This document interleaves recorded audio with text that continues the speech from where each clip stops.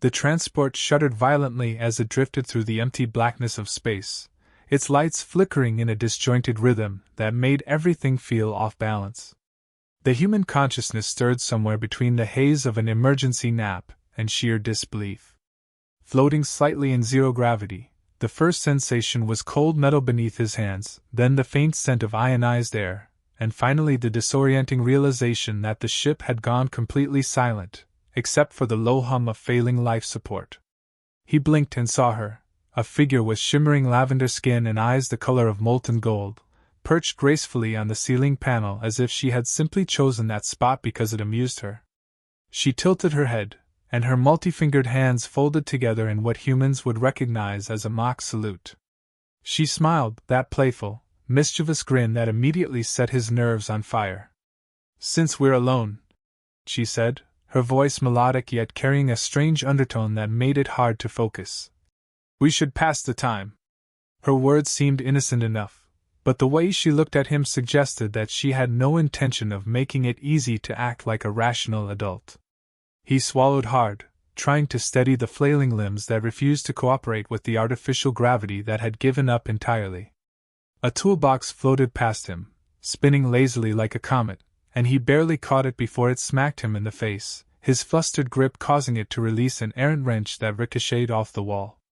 She giggled, a sound that echoed in the hollow chamber, and made his heart do strange somersaults. The alien girl reached out and nudged a floating panel, and suddenly the gravity shifted, sending him tumbling toward the ceiling where she had been perched just moments ago. He landed in a graceless heap, arms flailing, and tried to apologize, though the words dissolved into a panicked squeak as she floated down effortlessly, brushing past him with a teasing touch that left a spark of static in the back of his neck. "Careful," she said, her eyes glinting mischievously. "Things get slippery when you're not paying attention." Then, without warning, she flicked her hand toward the console, and the gravity system quivered like a living thing. Objects began to drift unpredictably, from crates of spare parts to the emergency food packs, which tumbled past him, colliding with each other in a symphony of metallic clangs. He reached to catch one and ended up colliding with a floating chair that spun him around, pressing him against the wall in a way that was both awkward and, unfortunately, exposing more skin than he had intended. Her laughter rang out, unrestrained and bright, the sound bouncing off the metallic walls as she hovered closer, her eyes sparkling with delight. "See? Fun, isn't it?" she asked, tilting her head and giving him a look that combined innocent curiosity and unrestrained amusement. He groaned, trying to regain some dignity as he struggled to grab a floating tool kit, only for it to slip through his fingers and float teasingly out of reach. She extended a hand, guiding the kit toward him, but her touch lingered just enough to send a shiver down his spine, making him acutely aware of every nerve ending. The transport creaked ominously, and he realized the power systems were still failing. Every attempt to stabilize a panel or reorient a floating piece of equipment only caused the ship to groan in protest. Meanwhile, she was everywhere and nowhere at once, floating past him, teasingly adjusting a control lever here, nudging a panel there, all the while keeping a careful eye on him. Her pranks were harmless yet perfectly calibrated to maximize embarrassment, sending him spiraling into a cycle of flustered panic and awkward contortions as he tried to assert some form of competence. "Don't worry," she said with a soft, teasing smile. "You humans are so tense. Relax a little. Or at least try." Her words carried a warmth that contrasted with the chaos, and he found himself momentarily distracted by her radiant expression, the way her fingers glowed faintly as she moved, leaving tiny trails of light in the air that seemed to linger just long enough to make him dizzy. He tried to respond, to communicate something coherent, but each word felt clumsy in his mouth, and the zero gravity didn't help as he floated slightly backward, arms flailing, cheeks burning with a mix of embarrassment and the undeniable thrill of proximity. A loose panel from the ceiling dislodged and drifted toward them. He reached for it instinctively, only to have it bounce off his shoulder and slam into the wall behind him. She floated to the panel effortlessly, laughing as she guided it back into place with a flick of her multi-limbed hands, eyes glinting with amusement at his floundering attempts. "There," she said softly, brushing past him in a way that sent an unintentional shiver down his spine. Much better. You humans really need to lighten up. Passing the time is enjoyable if you let it be. By now, he was covered in small scratches and bruises from the floating debris, his hair sticking up at odd angles, and a faint sheen of sweat forming on his brow. Yet despite all of this, or perhaps because of it, he felt a strange, undeniable connection forming. Her playful teasing, her mischievous charm, the way she seemed to know exactly which buttons to push to fluster him, all of it created a charged energy in the cramped, failing transport. He realized that surviving wasn't just about fixing the ship, it was about navigating the chaos she brought, learning her alien sense of humor, and somehow surviving the sparks she ignited in his mind, body, and heart. She drifted close, eyes studying him with a combination of curiosity and amusement, and said, "I have so many ways we can pass the time. Are you ready to see them all?" His stomach flipped at the suggestion, equal parts excitement and dread, knowing that this was only the beginning of a day that would be chaotic, absurd, and strangely intoxicating. The transport creaked and groaned as if agreeing with her, and somewhere deep in the mess of floating debris, awkward movements, and flustered reactions, he realized that being stranded alone with her was going to be far more dangerous, and far more entertaining, than any emergency protocol had prepared him for.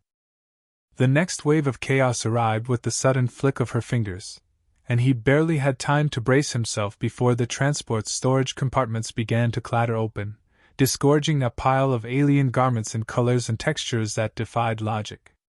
Before he could protest, the alien girl hovered in front of him, her grin impossibly wide, holding out a bundle of thick, rubbery robes with twisting patterns that shimmered faintly under the failing lights.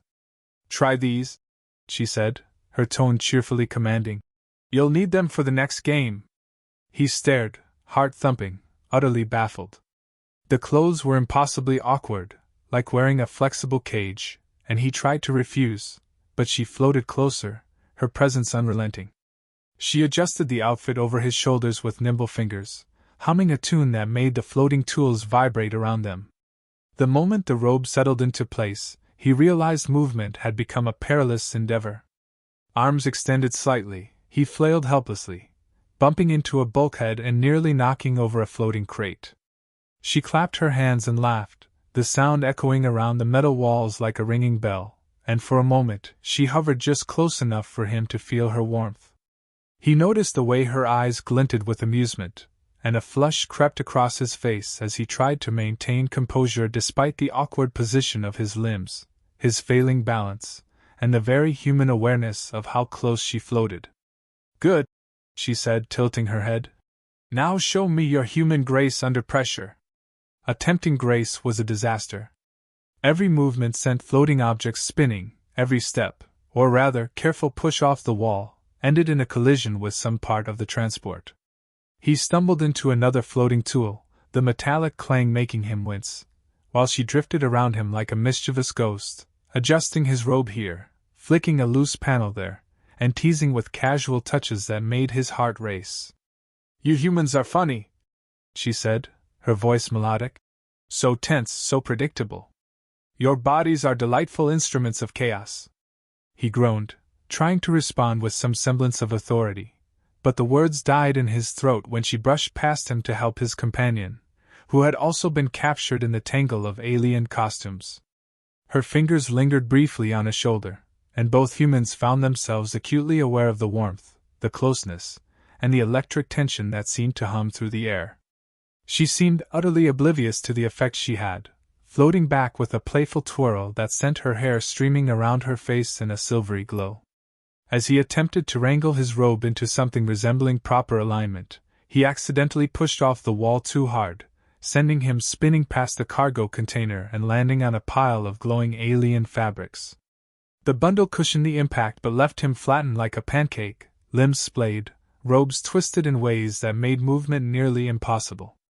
She floated down beside him, laughing so hard that she had to hold her stomach, and leaned close enough for him to feel the faint warmth of her breath.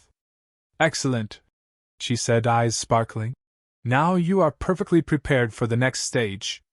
The next stage, he quickly realized, involved an obstacle course of their own limbs, floating tools, and scattered alien objects, all manipulated by her at the slightest whim. Each attempt to maneuver became a comedy of errors.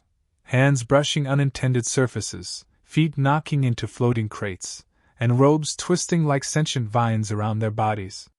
She delighted in every floundering movement, drifting above them and occasionally reaching down to adjust a strap, flick a panel, or send them spinning with a gentle nudge that had just enough force to destabilize their already precarious balance. Despite the chaos, a strange intimacy began to form. Their flustered attempts, the accidental touches, and the constant proximity created an environment charged with both frustration and attraction. He caught glimpses of her watching them with unabashed fascination, and every glance felt like a spark igniting in his chest. Her laughter, unrestrained and musical, only heightened the tension, leaving him caught between desperation to regain composure and the involuntary thrill of being so thoroughly outmaneuvered. "Humans are such interesting creatures," she said softly, drifting down to float between them. "All these reactions, all these gestures. I could study you forever and never get bored." Her fingers brushed an errant lock of hair from his forehead, a gesture so tender it nearly made him forget the absurdity of his flailing limbs. He tried to speak, to warn her about the precarious robes and floating debris, but the words came out jumbled and awkward, eliciting a bright, tinkling laugh from her that only made him more flustered. The humans tried to mount a small counterattack, attempting to remove or adjust the robes themselves, but every move was met with her playful interference. She swapped straps, tightened loops, and occasionally floated between them to help, in a way that only increased the chaos. The transport's lights flickered in sympathy with the rising absurdity, and every failed attempt to regain control resulted in collisions, squeals, and a growing, undeniable sense of closeness that neither had expected. Eventually, the pile of alien fabrics became a battleground of accidental intimacy. One human slipped and tangled with the other, limbs entwined, robes twisting impossibly, while she floated above them, clapping with delight. "Perfect," she said, eyes alight with amusement. "You are both wonderfully clumsy. I could watch this forever." Their faces burned, hearts raced, and despite the embarrassment, a quiet thrill coursed through them as they realized that surviving the transport might be less important than surviving her gleeful pranks without losing their dignity, or control of their rapidly rising attraction. By the time they finally managed to untangle themselves, somewhat, they were both breathless, flushed, and covered in small scratches and stray threads of alien fabric. She floated lazily above them, hovering like a mischievous spirit, and said, "I have one more idea for passing the time, but it might get a little sticky." The humans groaned, simultaneously dreading and anticipating what she had planned next, knowing full well that the chaos was far from over and that their struggle to maintain composure, and perhaps sanity, was only just beginning. The next prank hit like a tidal wave. He had barely caught his breath from the alien robe fiasco when a soft hiss sounded from the far wall, followed by a glowing spray that arced through the air, coating everything in sight with a viscous, fluorescent goo. He yelped, flailing, as it hit his face and chest, making him slip backward into a floating crate, which tilted dangerously under his weight before he toppled into another pile of alien tools. She floated above him, laughing like it was the most delightful symphony in the universe, her eyes gleaming with pure mischief. "Welcome to the main event," she said, her voice melodic and teasing. "I call it dinner-time chaos." Another jet of sticky liquid shot from the dispenser, narrowly missing him but catching the floating tools and sending them spinning like comets in every direction. He ducked, only to have a glob land squarely on his head, dripping down to his shoulders. The sensation was strange, slimy, slightly warm, and faintly luminescent, and combined with the zero-gravity disorientation, it left him flailing helplessly. She drifted closer, her hands streaked with goo, and brushed against his arm in a way that made him freeze mid-motion. The contact was casual on her part, but every nerve ending in his body seemed to scream. His cheeks flushed bright red, but before he could recover, another glob hit his chest, causing him to slip again and crash into the wall. She laughed, clearly delighted at the spectacle, and waved her hands, sending yet another arc of sticky liquid toward the other human, who squealed in equal parts horror and frustration. Desperate to fight back, he lunged toward the dispenser controls, trying to regain some semblance of order, but his movements only made things worse. One slip, one miscalculated push, and a jet of glowing goo caught both humans midair, sticking their robes together in a tangle of fabric and slime. They flailed, arms and legs twisting awkwardly, colliding with each other repeatedly, while she hovered nearby, clapping her hands in sheer delight. Every attempt at escape seemed to draw them closer together, and the situation quickly turned into a messy, chaotic dance that neither had anticipated. The alien girl's laughter filled the transport, melodic and teasing, and she drifted between them, adjusting their tangled robes with gentle, deliberate touches. Each brush of her fingers was electrifying, leaving them both flushed and acutely aware of how precarious their positions were. They tried to focus on disentangling themselves, but every flailing attempt only resulted in more sticky mess, accidental contact, and her delighted commentary. "Oh, your reactions are priceless," she said, floating just close enough that her presence made it impossible to concentrate. "All that tension, all that fluster, it's perfect." He groaned, trying to regain control, but another burst of goo sent him tumbling backward, smacking into a floating crate that sent alien tools spinning everywhere.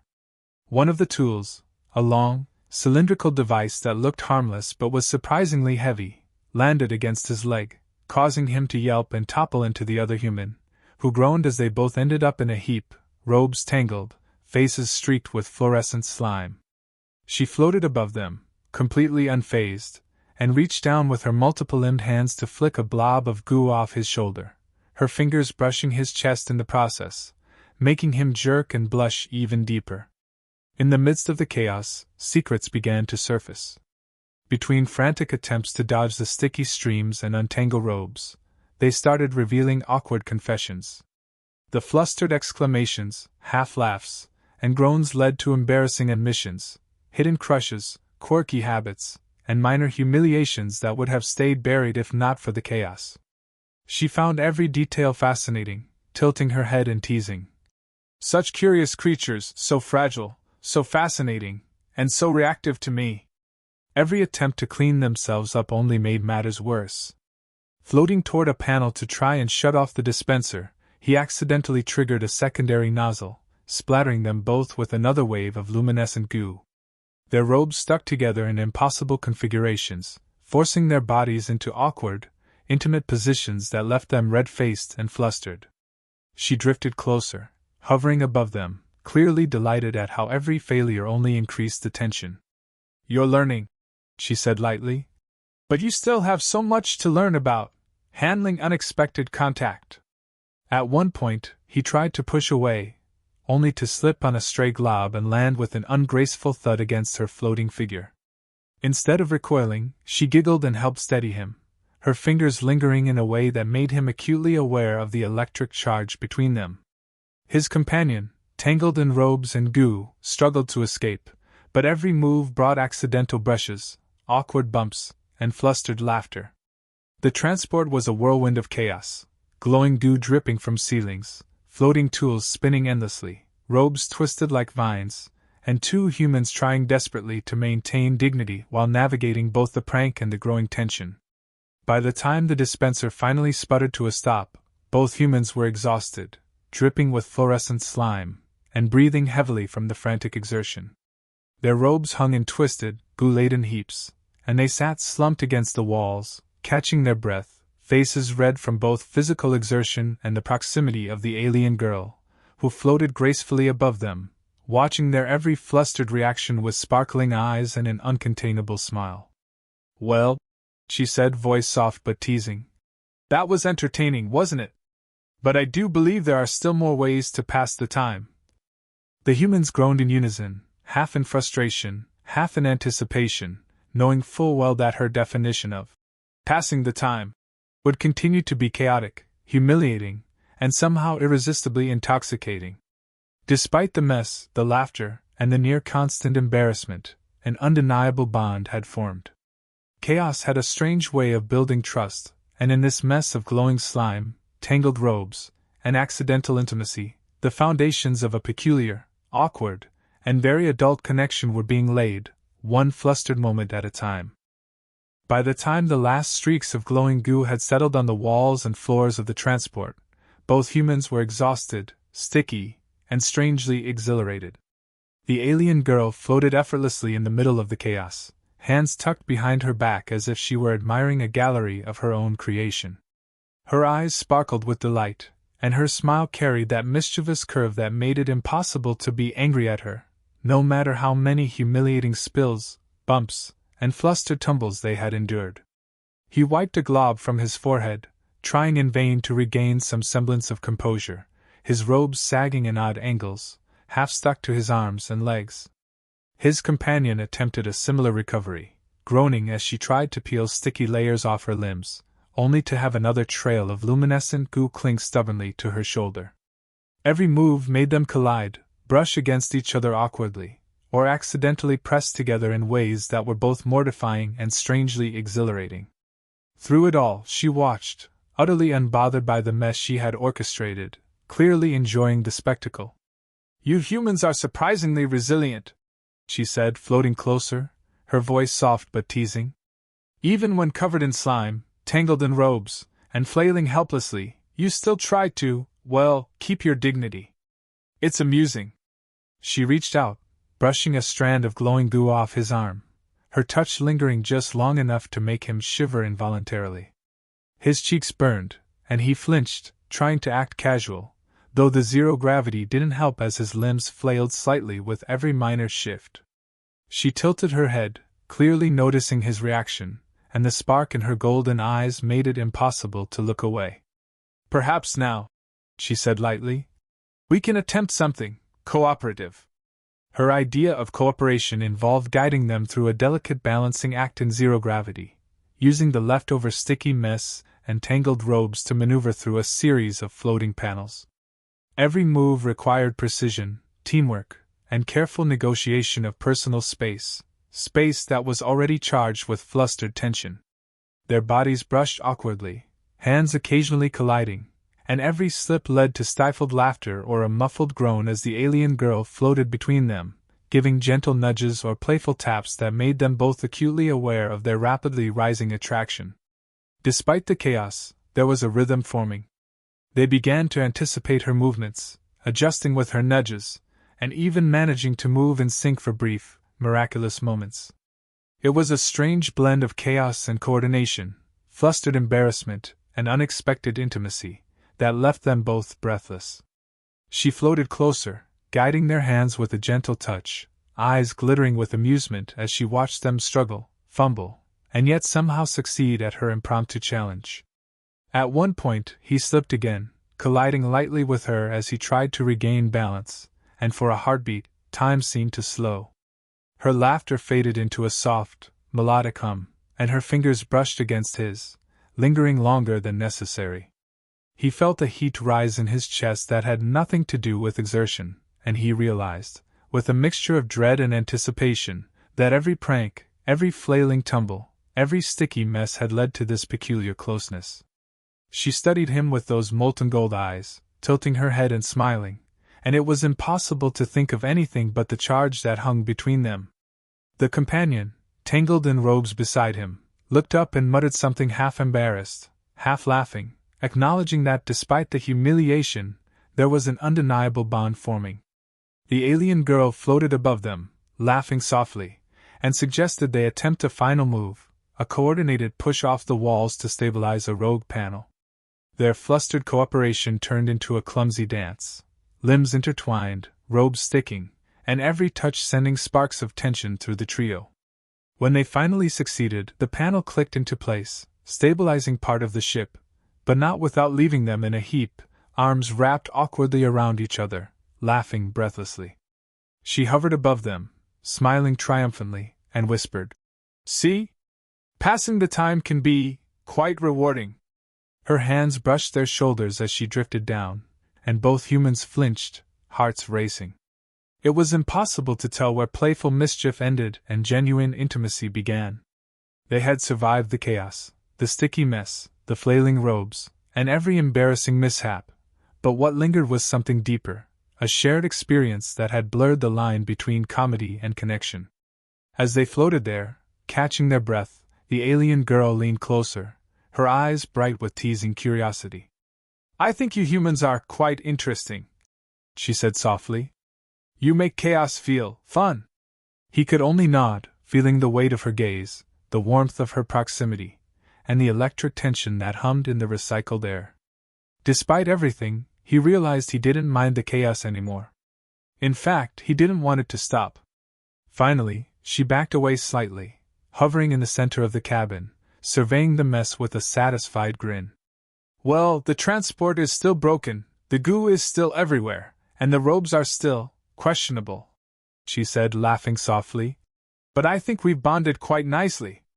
Both humans groaned and laughed in equal measure, still sticky, still flustered, yet inexplicably content. Somewhere in the mess, in the chaos, in the accidental intimacy and playful teasing, a strange, wonderful connection had been formed, a mix of laughter, embarrassment, and burgeoning attraction that promised far more adventures, far more mishaps, and far more ways to pass the time than anyone could have anticipated. And as they sat there, tangled in robes, glowing goo, and mutual fascination, the alien girl winked and floated closer once more. "Next time," she whispered mischievously, "we can try something even more stimulating." Hearts raced, cheeks burned, and somewhere deep in the absurdity, they knew that surviving this transport had been far more about surviving her playful chaos than anything else. But for the first time in a long time, surviving didn't feel like the point.